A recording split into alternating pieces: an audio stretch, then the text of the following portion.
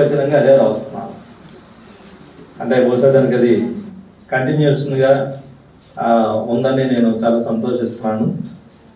మొదటి దినవృత్తాంతాల గ్రంథము 29వ అధ్యాయం 12వ వచనము నేను చదువుతాను. మొదటి దినవృత్తాంతాల గ్రంథము 29వ అధ్యాయము 12వ వచనం, 359వ పేజీ. ఐశ్వర్యమును గొప్పతనమును నీ వలన కలుగును, నీవు సమస్తమును ఏలువాడవు. బలమును పరాక్రమమును నీ దానములు, హెచ్చించువాడవును, అందరికీ బలము ఇచ్చువాడవును నీవే. మరి 2024వ సంవత్సరంలో ఇదొక గ్రీటింగ్. దేవుడు మనందరికీ ఇస్తున్న ఒక వాగ్దానము, ఒక ఆశీర్వాదం. ఎవరైనా పెద్దలు మరి దీవించేటప్పుడు వారు ఉపయోగిస్తుంటారు ఈ పదాలను. ధన కనక వస్తు వాహనాలతో అభివృద్ధి చెందు వర్తిల్లు అని దీవిస్తుంటారు. మరి మనుషులు దీవిస్తే నిజంగా ఆ ఆశీర్వాదం వారు చెప్పినవన్నీ కలుగుతాయో లేదో తెలియదు, కానీ దేవుడు దీవిస్తే తప్పనిసరిగా అవన్నీ కూడా కలుగుతాయి.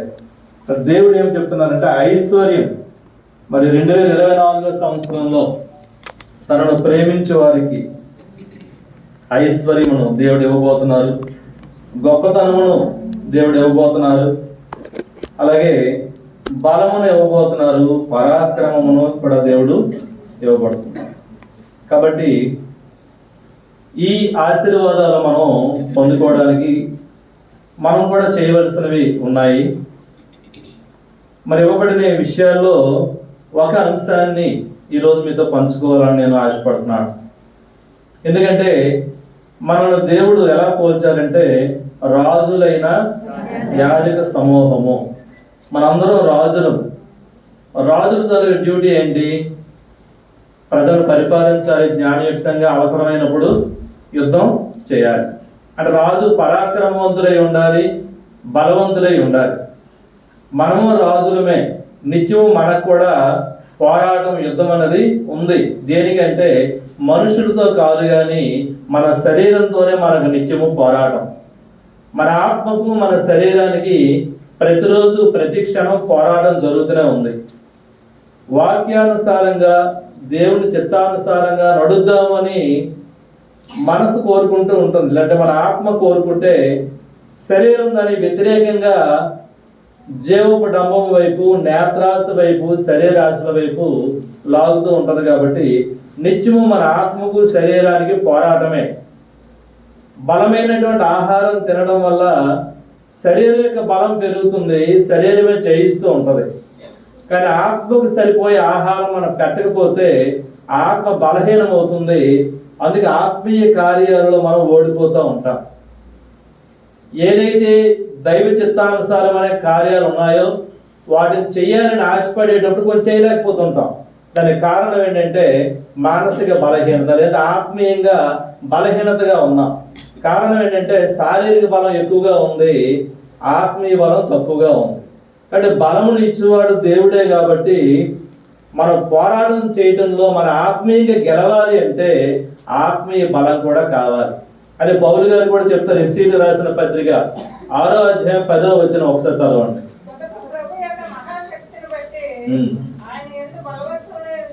ఆయన యందు బలవంతులై ఉండుడి. దేవుని యందు బలవంతులుగా ఉండటం అంటే కింద చదివి మీరు పోరాడేది మనుషులతో కాదు, కానీ దురాత్మ సమూహముతో పోరాడుతున్నారు. కాబట్టి బలవంతులుగా ఉండండి, శక్తివంతులుగా ఉండండి. అది మాత్రమే చాలదు, కానీ మరి దేవుడిచ్చేటువంటి కవచం కూడా ధరించుకోమని కొన్ని మాటలు అక్కడ మనం చదువుతూ ఉంటాం. ఈరోజు మన ధ్యానాంశం ఏంటంటే బలం కలిగి ఉండటం, బలాన్ని మనం పొందాలి. ఇది అందరికీ ఇష్టమైనదే, బలంగా ఉండాలని అందరం కోరుకుంటాం. మరి యవనస్తులైతే యవనస్తులు వారి బలమే అలంకారం. మరి యవనస్తులు మందకొడి స్వభావంగా కానీ బలహీనంగా కానీ ఉంటే అందరు ఏంటి నువ్వు యూత్ కదా ఇలా ఉన్నావేంటి అని అనుకుంటారు. మరి వృద్ధులు బలహీనంగా ఉన్నారంటే సహజంగాని యవనస్తులు ఇప్పుడు ఎలా ఉండాలి? చురుకుగా ఉండాలి, బలంగా ఉండాలి. ఎందుకంటే దేశానికి యవనస్తులే వెన్నెముక. ఏదైనా ఒక కార్యం జరగాలి అంటే యవనస్తులు తలంచుకుంటే జరుగుతాయి. కాబట్టి ఈ బలము వారికి అలంకారం. మన యవ్వన దశలో శరీర బలంతో పాటు ఆత్మీయ బలాన్ని కూడా అందరూ పెంచుకోవాలి. అందుకే ఏం చేస్తారు, యూత్ అంతా మ్యాక్సిమం ఎక్సర్సైజ్ చేస్తుంటారు, ఇంకా అవకాశం ఉంటే జిమ్కి వెళ్తుంటారు, మంచి ఆహారం బలమైనటువంటి ఆహారం తీసుకుంటారు. మరి బలం పెరగడానికి మందులు రాయండి అని డాక్టర్ గారికి అడిగాం అనుకోండి, మన రవి డాక్టర్ గారికి అడిగాం అనుకోండి, సార్ బలంకి మందులు రాయండి అంటే ఏం చెప్తారు సలహా? మందులు కాదండి, బలమైన ఆహారం తినాలి, ఫుడ్ ద్వారా బలం రావాలి తప్ప మందుల ద్వారా వచ్చేది తాత్కాలికమే, అది ఉండదని ఏ డాక్టర్ గారైనా సలహా చెప్తారు. అలాగే మరి మనం ఆత్మీయంగా బలం పొందాలి అంటే మనం తీసుకోవాల్సినటువంటి ఆహారం ఏంటిది? వాక్యాహారాన్ని మనం తీసుకోవాలి. సరే, అయితే మరి బలము ఇచ్చేది దేవుడు. ఎవరికి దేవుడు బలాన్ని అనుగ్రహిస్తారని కొన్ని అంశాలను మీ ముందు ఉంచుతాను. దినవృత్తాంతం మొదటి 16వ అధ్యాయం 11వ వచనం చూస్తే, యెహోవాను ఆశ్రయించుడి, ఆయన బలమును ఆశ్రయించుడి, ఆయన సన్నిధి నిత్యము వెదకుడి. బలము మనకు కావాలి. ఎవరు బలం ఇస్తారంటే, ఎవరి దగ్గర బలం ఉంటే వారి దగ్గరికి వెళ్తేనే మన బలం దొరుకుతుంది. బాగా డబ్బున్న వాళ్ళ దగ్గరికి వెళ్ళి మన డబ్బులు అడిగితే వాళ్ళు ఇస్తారు, కానీ డబ్బు లేని వాళ్ళ దగ్గరికి వెళ్ళి అడిగితే వారు ఇవ్వలేదు.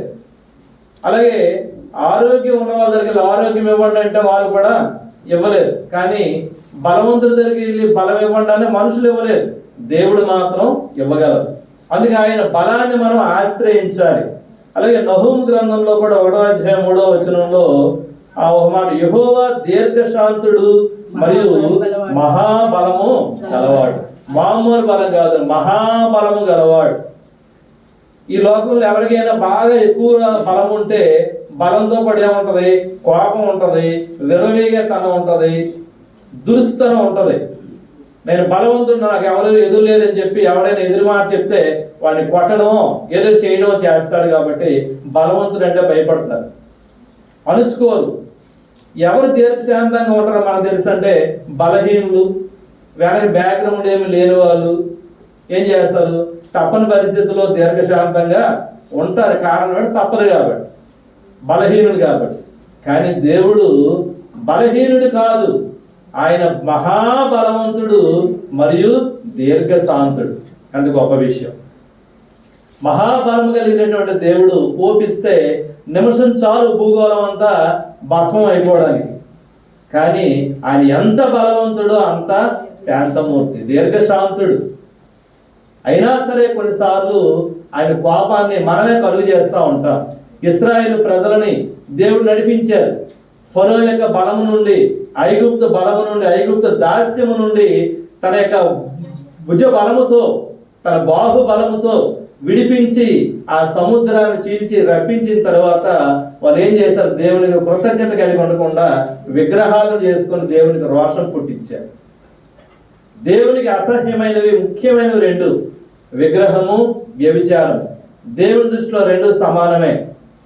విగ్రహారాధన, వ్యభిచారం 2 దేవుని దృష్టిలో సమానమే. ఈ దేశాన్ని, ప్రపంచానికి, సమస్తానికి సృష్టికర్త అయిన దేవుడు తనను ప్రజలు ఆరాధించడం మానేసి వారి హస్తకృత్యాలు, వారి చేతితో తయారు చేసుకున్న వాటిని ఆరాధించడం చూస్తుంటే దేవుని కోపం రావడం సహజమే. గతకాలంలో ఇటలీలో దైవ మందిరంలోకి, చర్చిలోకి అన్ని విగ్రహాలను తీసుకొని వచ్చారు. ఆ తొందరలోనే కరోనాలో కొన్ని లక్షల మంది రాలిపోయారు. అందుకే బైబిల్ గ్రంథంలో ఉంటది, కరువులు, యుద్ధాలు, క్రూర మృగాలు, భూకంపాలు, ఖడ్గము, ఇవన్నీ దేని వల్ల వస్తున్నాయంటే మనుషుల యొక్క అవిధేయత వలన. ఏది అవిధేయత అంటే, సృష్టికర్త నన్ను విడిచిపెట్టి విగ్రహాలను పూజించడమే నా కోపానికి కారణం. ఇప్పుడైనా మీరు మనస్సు మారి పశ్చాత్తాపడి నన్ను శరణ వేడితే నా ఉగ్రత నేను ఉపసంహరించుకుంటానని అనేక మార్లు దేవుడు ప్రజలకు హెచ్చరిస్తూనే ఉన్నాడు. ఈ రోజుకి హెచ్చరిస్తూనే ఉన్నాడు దేవుడు. మనం ప్రార్థన చేయాలి. మన భారతదేశాన్ని విగ్రహాలమయంగా చేయడానికి ప్రయత్నిస్తున్నారు. రేపు కార్యక్రమం జరగబోతుంది అని మనం అలాగే ఊరుకోవడం కాదు. దేవుడు చూస్తారు. ఎంతమంది హృదయాలు మండుతున్నాయి, నా భారతదేశం విగ్రహాలమయం అయిపోతుంది అయ్యో అని ఎంతమంది ప్రజలు ఆక్రోశిస్తున్నారు, పరితాపం చెందుతున్నారు. దేవుడు చూస్తారు. మన ఈ విషయంలో ఖచ్చితంగా రోషం కలిగి, వేదన కలిగి ప్రార్థన చేయాలి. దేవా, నా దేశం విగ్రహాలమయం అయిపోకుండా కాపాడు అని. పౌలు గారు ఎఫ్సి పట్టణంలో ఆయన తిరుగులాడుతూ ఉన్నప్పుడు చూడండి ఒక మాటని. అపోస్తలుల కార్యములు చూస్తే 17వ అధ్యాయం 16వ వచనంలో, ఆ ఊరంతా, పట్టణమంతా విగ్రహాలతో నిండిపోతే ఆయన చూసి పరితాపం చెందాడట.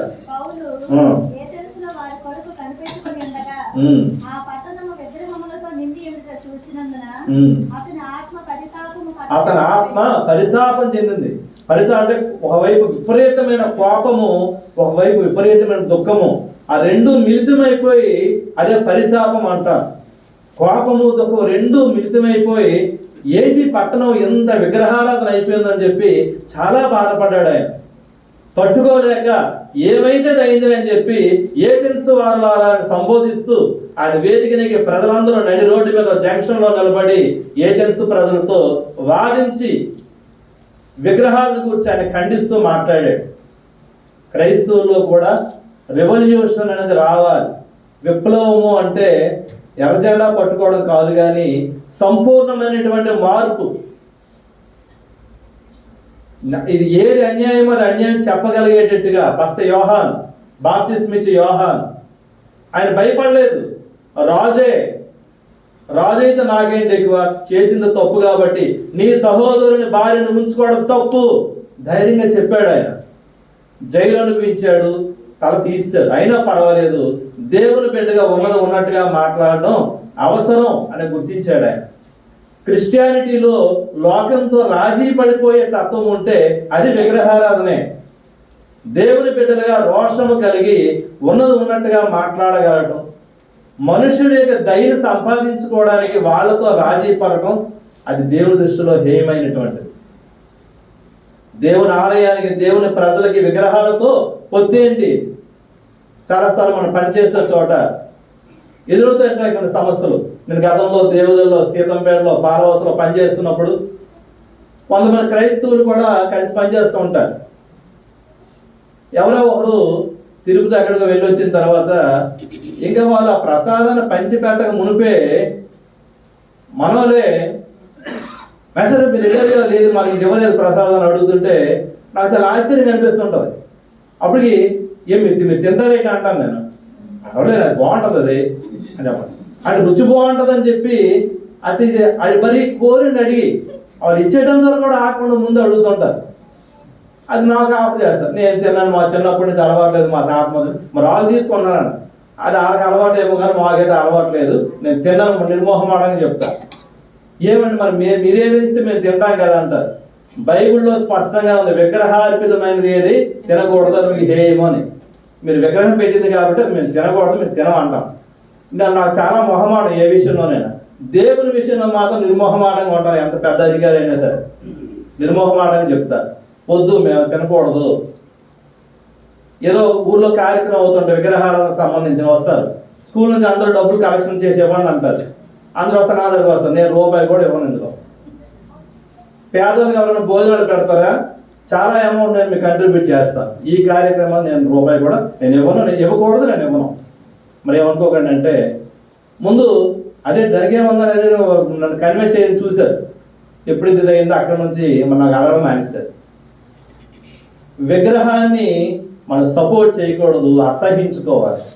రేపు జరగబోయే కార్యక్రమం గురించి వాళ్ళు ఎంత ఘనంగా చేస్తున్నారో మనం అంతా వాళ్ళని చూసి జాలి పడాలి. ఇందాక పెద్దలు చెప్పారు కదా, విగ్రహాలను చెక్కిన వాళ్ళు ఏమడతారు, సిగ్గుపడతారు. రేపు ఎవరైతే అంత ఘనంగా చేయాలనుకుంటున్నారో ఒకరోజు దేవుడు వారందరినీ అవమానానికి గురి చేస్తారు. అయ్యో వారు తెలియక, మనం నిజంగా అజ్ఞానమే, మనకేం తెలియదు, కానీ జీవము గల దేవుణ్ణి తెలుసుకునే జ్ఞానం దేవుడు మనకి ఇచ్చారు. వారందరూ నిజంగా జ్ఞానులే, కానీ నిజమైన దేవుణ్ణి తెలుసుకోవాలని అజ్ఞానంలో ఉన్నారు. వారిని చూసి జాలి పడాలి, మనం బలంగా ప్రార్థన చేయాలి. బలం ఇచ్చేటువంటి దేవుని కొరకు ఆయన సన్నిధిలో మనం వెరకాలి. అలా యెషయా గ్రంథం 41వ అధ్యాయం 10వ వచనంలో చూస్తే, దిగులు పడకము, నేను నిన్ను బలపరుతును, నీకు సహాయం చేయువాడును నేనే.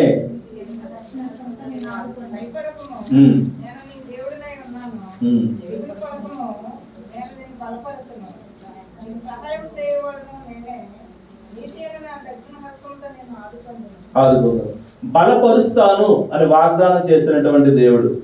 అలా కీర్తన 29:11 చూస్తే, యెహోవా తన ప్రజలకు బలమును అనుగ్రహించును.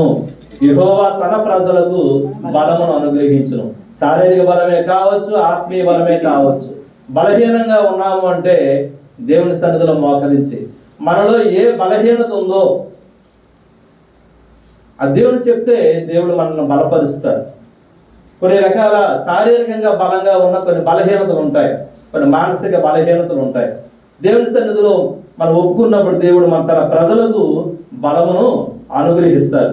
సంసోను గురించి మనకు తెలుసు, శారీరకంగా చాలా బలవంతుడు, కానీ స్త్రీ విషయంలో చాలా బలహీనుడు. అందుకే అంత బలవంతుడు ఏమైపోయాడంటే, ఒక సాధారణ స్త్రీ చేతిలో దొరికిపోయి తన బలవంతుడిని కోల్పోయాడు. అంటే శారీరక బలం కంటే ఆత్మీయ బలమే ముఖ్యమైనటువంటిది. కాబట్టి ఆత్మీయ బలమును అనుగ్రహించమని దేవుడికి ప్రార్థన చేయాలి. నిర్గమకాండం 15వ అధ్యాయం 2వ వచనం చూస్తే, యెహోవాయే నా బలము, యెహోవాయే నా బలము అనే మాట మనం చూస్తాం. 15వ అధ్యాయం 2వ వచనం, యెహోవాయే నా బలము నా గానము, ఆయన నాకు రక్షణకర్త, రక్షణమే ఆయన. యెహోవాయే నా బలము. నా బలం ఎవరు అంటే దేవుడే. చాలా మంది ఏంటి, ఏం చూసుకొని ఆయన అలాగా మిడిసి పడుతుంటాడు, ఏం చూసుకొని అంత ధైర్యంగా మాట్లాడతాం అంటుంటారు. వాళ్ళు పలానా పొలిటికల్ బ్యాక్గ్రౌండ్ ఉందండి, లేదా వాళ్ళకి పలానా కమ్యూనిటీ కాబట్టి కమ్యూనిటీ బ్యాక్గ్రౌండ్ ఉంది, ఏదో చెప్తుంటారు. మన యొక్క ధైర్యాన్ని చూసి, మన సంతోషాన్ని చూసి నిజమైన హ్యాపీగా చాలా ధైర్యంగా జాయ్ఫుల్గా ఉంటారు క్రిస్టియన్స్. ఏంటి వీళ్ళు బలము అంటే, యెహోవాయే నా బలము. మనం ఏం చెప్పగలగాలి? యెహోవాయే నా బలము, యెహోవాయే నా ఐశ్వర్యము, యెహోవాయే నా ఆరోగ్యము, అన్ని ఆయనే. కీర్తన గ్రంథంలో మాట ఉంటుంది, బలము తనదని దేవుడు ఒక మారు సెలవిచ్చను, 2 మారులు ఆ మాట నాకు వినబడిన మాట. బలం ఎవరిది అంటే దేవునిదే. మన బలం కావాలంటే దేవుడే మనకి ఇస్తారు. అయితే ఇలాంటి బలం మనం పొందాలి అంటే ఒక 3 విషయాల్ని మేము ముందు ఉంచుతాను. మొదటిది, దేవుడు ఎవరికి బలాన్ని ఇస్తారంటే 2వ దినవృత్తాంతాల గ్రంథము 16వ అధ్యాయం 9వ వచనం చూద్దాం. 2వ దినవృత్తాంతాల గ్రంథము 16వ అధ్యాయం 9వ వచనం. తన ఎడల యథార్థ హృదయము గల వారిని బలపరచుటకై యెహోవా కనుదృష్టి లోకమందంతటా సంచారం చేయుచున్నది. బలము కలిగినటువంటి దేవుడు, బలము ఇవ్వడానికి సిద్ధంగా ఉన్నటువంటి ప్రభు, ఎవరికి బలం నేను ఇవ్వాలా అని ఏం చేస్తారట, ఆయన యొక్క కను దృష్టి లోకమంతటా సంచారం చేస్తుంటది. ఎందుకోసం? మన తప్పుల్ని పట్టుకోవడానికి కాదు, కానీ మనకి ఆయన బలం ఇవ్వడానికి. యథార్థ హృదయం ఎవరికి ఉందో, ఎవరు నా ఎడల యథార్థ హృదయంతో ఉంటారో వాళ్ళకి నేను గిఫ్ట్గా ఏమి ఇవ్వబోతున్నాను? బలాన్ని ఇవ్వబోతున్నాను. నేను బలం ఇస్తాను. ఎవరికి అంటే యథార్థ హృదయంతో ఉండేవారికి అని ఆయన వెతుకుతూ ఉన్నారట.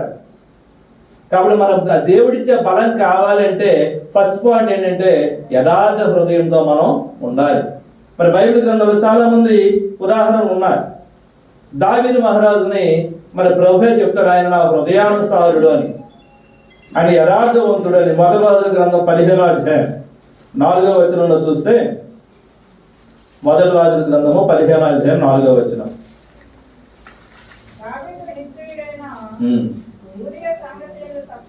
ఊరియా విషయంలో తప్ప జీవిత దినములన్నీ యెహోవా దృష్టికి యథార్థ హృదయముతో నడుచుకున్నాడు. ఎవరండి? దావీదు మహారాజు. దావీదు మహారాజు యొక్క జీవిత చరిత్రని తప్పనిసరిగా ఎన్నిసార్లు వీలైతే అన్నిసార్లు చదవాలి. ఎందుకంటే ఒక ప్రసంగంలో ఆయన యొక్క క్యారెక్టర్ని అంతటిని వివరించడం సాధ్యం కాదు. ఒక్కొక్క సన్నివేశంలో అతని తాలూకా మానసిక పరిస్థితి, కొన్ని విషయాలను స్పందించే సున్నితత్వము చూస్తే గొప్ప ఆశ్చర్యం కలుగుతుంటది. దావీదు మహారాజు యొక్క చరిత్రలో ఒకే ఒక మచ్చ, బత్షెబ విషయంలో తప్ప మరి ఏ విషయంలో కూడా దేవునికి వ్యతిరేక కాదు. అన్ని విషయాలు దేవుని యథార్థంగా ఆయన ఉన్నట్టుగా దేవుడే చెప్తున్నారు. అలాగే మరొక వ్యక్తి అదే గ్రంథము 15వ అధ్యాయంలోనే 11వ వచనం నుండి 13వ వచనం వరకు చూస్తే ఆస అన్న మరో వ్యక్తి కనిపిస్తున్నాడు.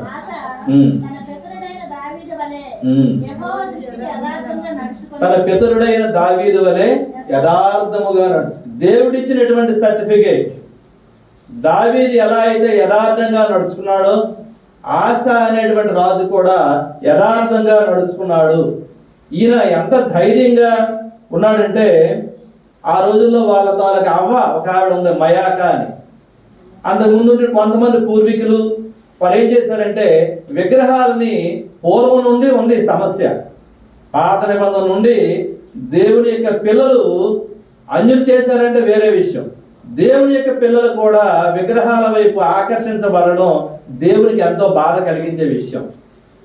దేవుడు ఏది అసహించుకుంటే ఆయనను ప్రేమించేవారు కూడా అది అసహించుకోవాలి. దేవుడు దేనిని ఇష్టపడితే ఆయనను ప్రేమించేవారు కూడా దానినే ఇష్టపడాలి. ఆశ దేవుని ప్రేమించాడు కాబట్టి, దేవుని యథార్థంగా ఉన్నాడు కాబట్టి ఆశ కూడా ఏంటి అసహ్యం? విగ్రహం అంటే అసహ్యం. అందుకే వారి సొంత అవ్వ ఆవిడకి అంత విగ్రహం కట్టిస్తే ఏం చేశాడు ఆయన? తునాతునగా చేసినట్టు చూస్తాం. అక్కడ 13వ వచనం వరకు చూస్తే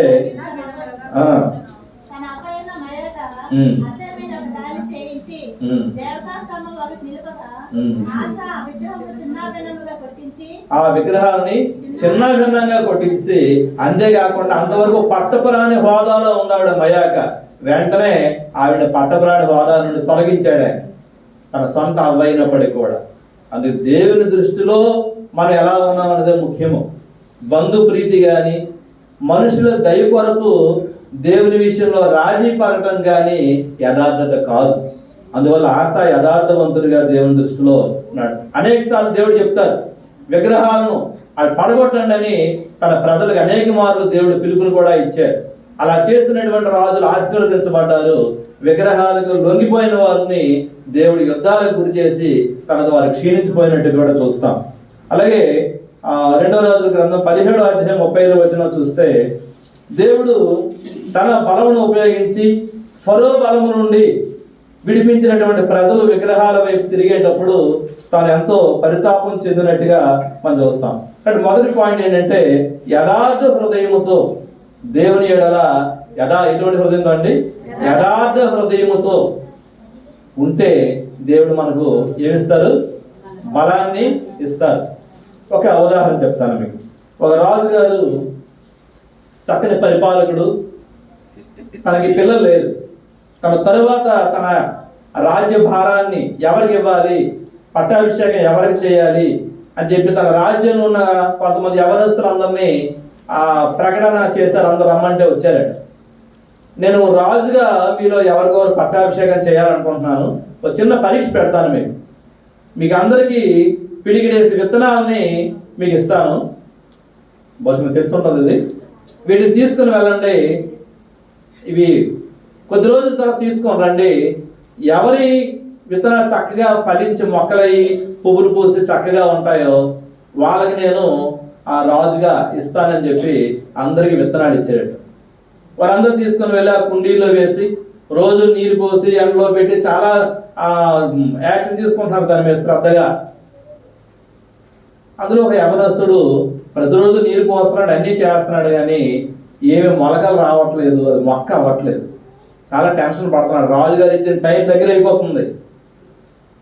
వాళ్ళ అమ్మగారితో, అమ్మ ఏంటి నేను విత్తనాలు వేసాను రాజుగారు ఇచ్చినాయి, కానీ అది మొలకలు అవ్వట్లేదు, మిగతా వాళ్ళందరివి అయిపోయి ఉంటాయి, నేను చూసాను చాలా మంది మొలకలు వచ్చే మొక్కలయ్యి కొంచెం కొంచెం మొగ్గలు కూడా వేస్తాయి, నాదేంటి ఇంకా అసలు ఏం అవ్వట్లేదు అంటే వారి తల్లి ఒకటే చెప్పింది, పోనీ పర్వాలేదులే, రాజుగారు పిలిచేటప్పుడు ఎలా ఇచ్చారో అలాగే తీసుకెళ్ళి ఏదైతే అది అవుద్ది అంటే ఆ తల్లి చెప్పిన ధైర్యంతో సరే అని చెప్పి అతను అలాగే ఉన్నాడు. రోజు నీరు పోస్తున్నాడు, అలాగే ఉన్నాడు. టైం అయిపోయింది, అందరికి తీసుకొచ్చారు. అందరు ప్రజెంట్ చేయండి అంటే చక్కగా ఒక్కొక్కరు ఆ బుట్టలతో తీసుకొచ్చేటప్పుడు ఆ మొక్కలు పచ్చగా ఎరిగి ఆ మంచి పూలు పోసి చక్కగా అందంగా ఉన్నాయి. అందరూ ఒక్కొక్కరు చూస్తా వెరీ గుడ్ వెరీ గుడ్ చూస్తూ వెళ్తున్నారు. ఈ ఇందరికి వచ్చేటప్పటికి ఆ కుండి ఎండిపోయా, అసలు ఏం లేదు. పుట్టి మట్టి తప్ప ఏమి లేదు, అసలు కనీసం మొలక కూడా లేదు. ఏమయ్యా వీళ్ళందరూ చక్కగా పువ్వులు అయ్యేంత వరకు పెంచారు, నువ్వేమేం చేయలేదంటే, ప్రభు నన్ను క్షమించండి, మీరు ఏ విత్తనాలు అయితే ఇచ్చారో వాటినే నేను నాటాను, రోజు నీరు పోస్తూనే ఉన్నాను, కానీ అవ్వలేదు, నన్ను క్షమించండి, మరి అందుకని నేనేం చేయలేను అన్నాడు. వెంటనే రాజుగారు ఇతనే రాజు అని చెప్పాడు. అందరూ ఆశ్చర్యం అయిపోయి, అదేంటంటే అతను మొక్కైనా కనీసం మొలకైనా రాలేదు, మా చూడండి ఎంత పువ్వులు అంటే, నేను మీ అందరికీ ఇచ్చిన కల్తీ విత్తనాలు ఇచ్చాను, అవి ఫలించవు, మొక్క రాదు, రాని విత్తనాలు ఇచ్చాను, మీరు ఏం చేస్తారో చూద్దామని మీరందరూ రాజు అయిపోవాలని చెప్పి నేను ఇచ్చిన విత్తనాలు మానేసి మీ సొంతంగా ఏవో విత్తనాలు నాటి మొక్కలు చేశారు. ఈ నేను ఇచ్చిన విత్తనాలే నాటాడు. నాకు కావాల్సింది యథార్థంగా ఉండే వ్యక్తి, నటించే వ్యక్తి కాదు, మార్పులు చేర్పులు చేసే వ్యక్తి కాదని చెప్పి అతనికి రాజరికాన్ని అప్పచెప్పారట. కాబట్టి దేవుని ఎడలు కూడా మనం ఎలా ఉండాలంటే యథార్థంగా ఉండాలి. యథార్థ హృదయంతో ఉంటే దేవుడు మనకు తన బలాన్ని ఇస్తాడు. రెండవది, నమ్ముకునే వారికి ఆయన బలము ఇస్తాడు. జకర్యా గ్రంథము 12వ అధ్యాయం 5వ వచనంలో చూస్తే, యెహోవాను నమ్ముకొనుట వలన మాకు బలము కలుగుతున్నది అని ప్రజలు చెప్తుంటారట.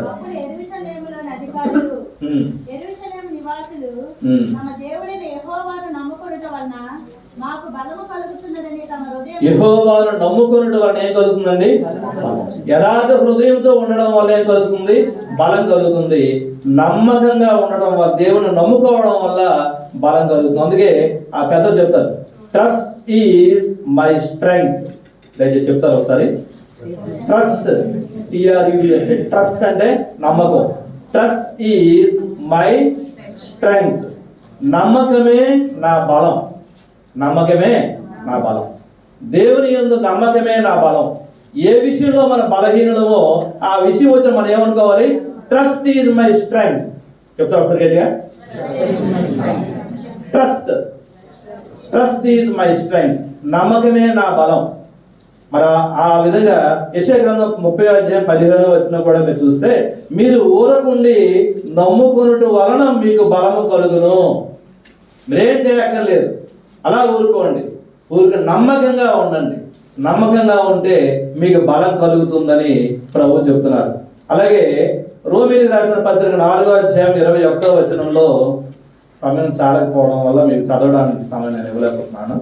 రోమీయులకు రాసిన పత్రిక 4వ అధ్యాయం 21వ వచనంలో అబ్రహాము గారి గురించి జ్ఞాపకం చేస్తూ, 100 ఏళ్ల వయసున్నటువంటి అబ్రహాముకి సంతానం కలగడానికి అతని బలం ఎక్కడిది అంటే, అతను విశ్వాసం వలన బలం పొందాడు.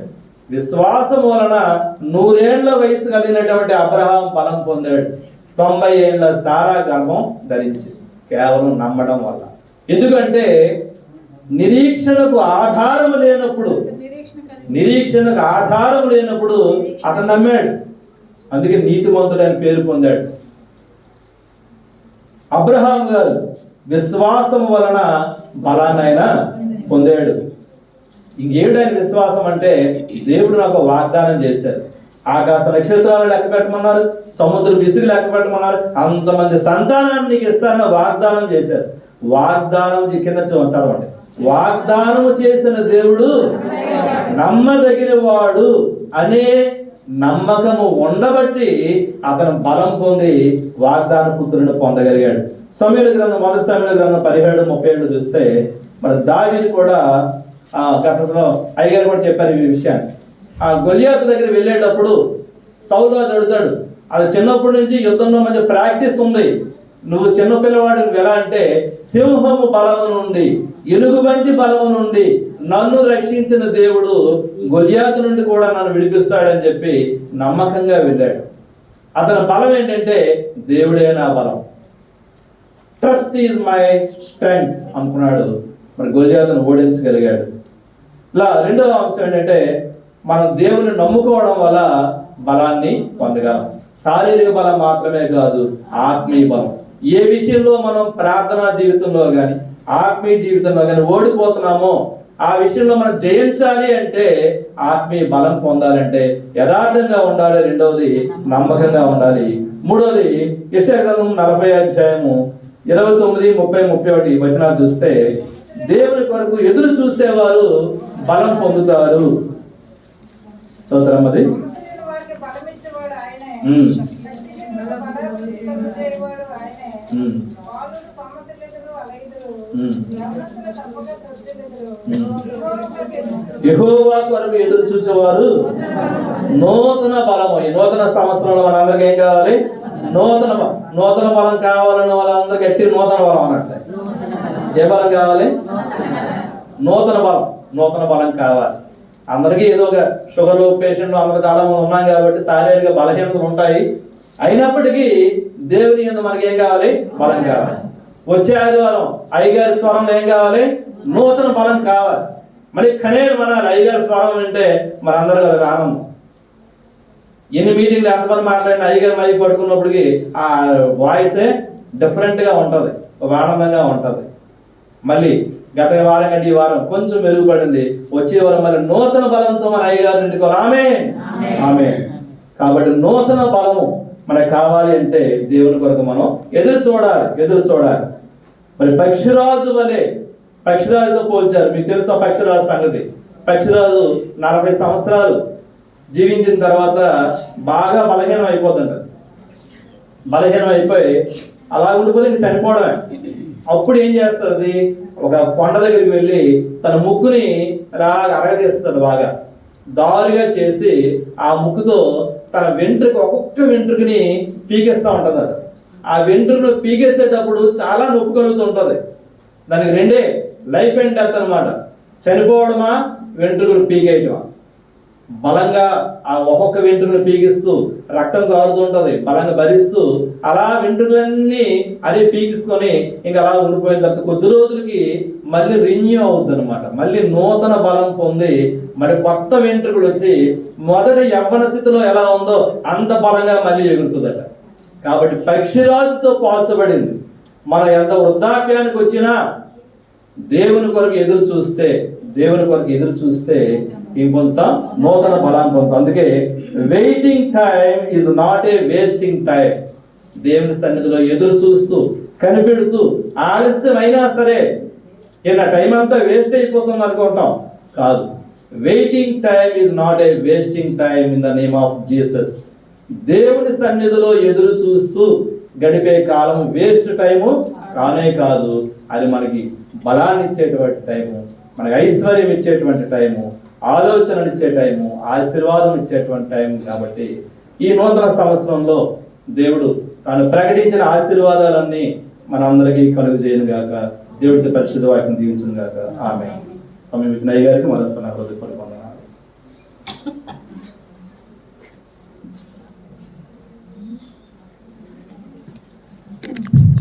మంచిది, చక్కని వాక్యాన్ని అందించిన ప్రియులకు సంఘం తరపున నా వందనాలు. వాక్యం కొరకు చిన్న ప్రార్థన చేయండి. ప్రేరేపించబడిన వారు ఎవరైనా ఒక్కరు. స్తోత్రం తండ్రి, ప్రభా, యేసయ్యా, గొప్ప దేవుడా, బలమైన దేవుడా,